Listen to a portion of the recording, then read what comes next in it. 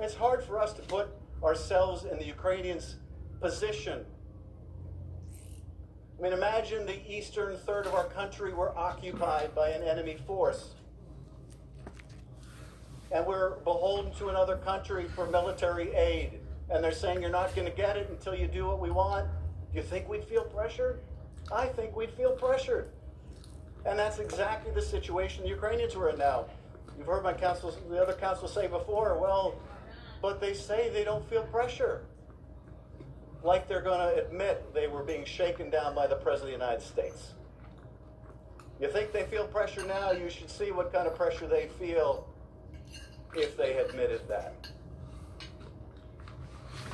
Bullshit, y'all. Tim Morrison, the NSC official, witnessed the conversation between Sondland and Yermak from across the room, and immediately thereafter received a summary from Ambassador Sondland. He reported the substance of that conversation to his boss, Ambassador Bolton, who told Morrison to consult with the lawyers. Go talk to the lawyers. You know, if you keep getting told you got to go talk to the lawyers, there's a problem. If things are perfect, you don't get told, go talk to the lawyers time and time again. Morrison confirmed that he did talk to the lawyers, in part to ensure there was a record of what Ambassador Sondland was doing. That record exists within the White House. Would you like me to read you that record? I'd be happy to read you that record. It's there for your asking. Of course, the president has refused to provide that record. Precisely why did Ambassador Bolton direct Morrison to tell the lawyers, to talk to the lawyers? Would you like Ambassador Bolton to tell you why he said that? He'd be happy to tell you why he said that. He's there for your asking. What did Bolton know about the freeze in aid prior to this meeting in Warsaw? What did he mean that if he can press Zelensky, it's going to depend on whether he can press Zelensky? Would you like to know what that meant? I'd like to know what he meant by that. I think we know what he meant by that.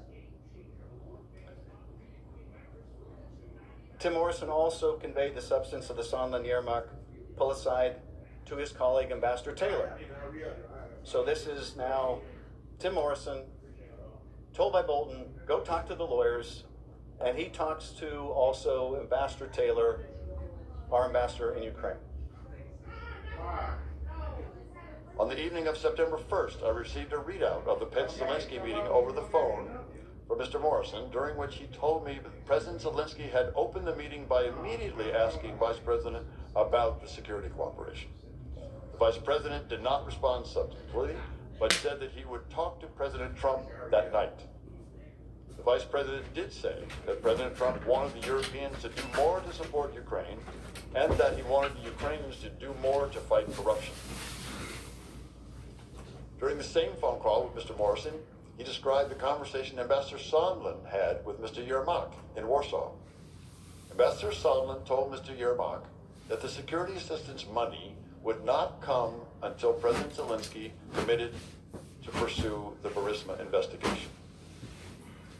I was alarmed by what Mr. Morrison told me about the Sondland-Yermak conversation. Ambassador Taylor then explained why he was so alarmed by this turn. Let's hear that as well. You said previously that you were alarmed to learn this. Why were you alarmed? It's one thing to try to leverage a meeting in the White House. It's another thing, I thought, to leverage security assistance to a country at war, dependent on both the security assistance and the demonstration of support. It was much more alarming. The White House meeting was one thing, security assistance was much more alarming. Upon learning from Mr. Morrison that the military aid may be conditioned on Ukraine publicly announcing these two investigations, Ambassador Taylor sends an urgent text message to Ambassador Sondland asking, are we now saying that security assistance and White House meeting are conditioned on investigations? And the response by Ambassador Sondland, call me. Well, you know what that means, right? You get a text message that's putting it in black and white. Are we saying security assistance in the White House meeting are conditioned on investigations? Call me. In other words, don't put this in writing. Call me.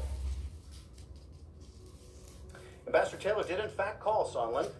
Informed by notes he took at the time of the call, he summarized that conversation as follows.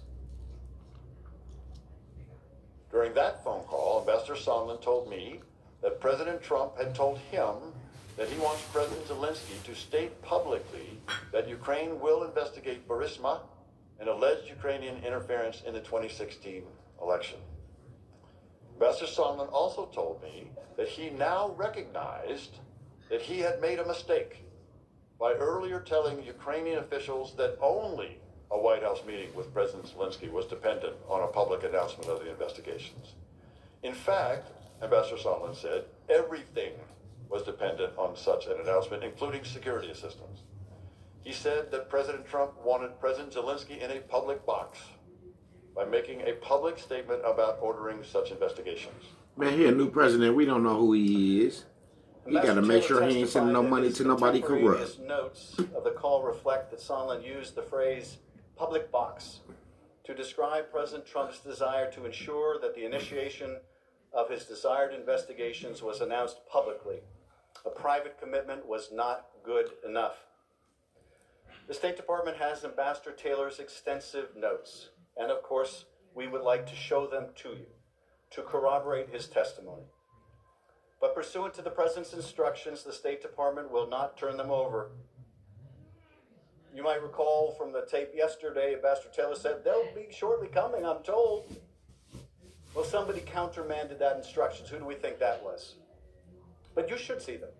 If you have any question about what Sondland told Ambassador Taylor, if the President's counsel tries to create any confusion about what Sondland told Taylor about his conversation with the President, and look, Sondland had one recollection in his deposition and another recollection in the first hearing and another recollection in the declaration. You want to know exactly what happened in that conversation when it was fresh in Sondland's mind and he told Taylor about it and Taylor wrote it in its notes. You're going to want Taylor's notes.